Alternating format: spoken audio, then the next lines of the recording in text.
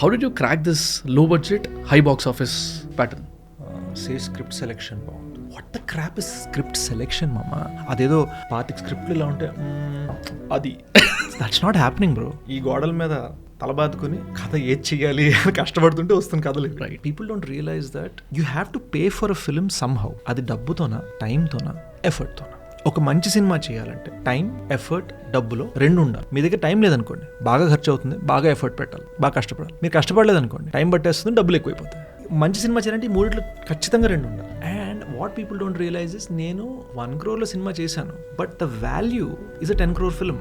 Correct. ఎందుకంటే actor Sumanth గారికి phone చేసి, బ్రో ఏఎన్ఆర్ గారిది బ్రాండ్ న్యూ బెంజ్ ఉంది, it was his favourite car, ఆ Benz can I use it as Adah Sharma's car అని క్షణం. So bro please let me borrow it. ఆ టైంలో you're probably renting a Mercedes Benz for 25,000 rupees a day. We had it for 5 days. That's 2 lakhs.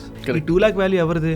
నాది. So నేను నా personal credibility on the line పెట్టి, దీనికి ఒక్క ఇది చెక్కు చెదరదు, దీనికి ఒక గీత కూడా పడదు, ఏమీ తగలదు, దీనికి నేను చూసుకుంటే నేను పర్సనల్గా డ్రైవ్ చేసి ఆ కార్ని తీసుకొచ్చాను. సో దీన్ని లో కాస్ట్ హై బాక్స్ ఆఫీస్ అనరు, చాకిర్ అంటారు.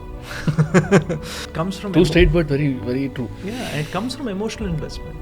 If I have to pick between myself and the film, I always pick the film ahead of myself.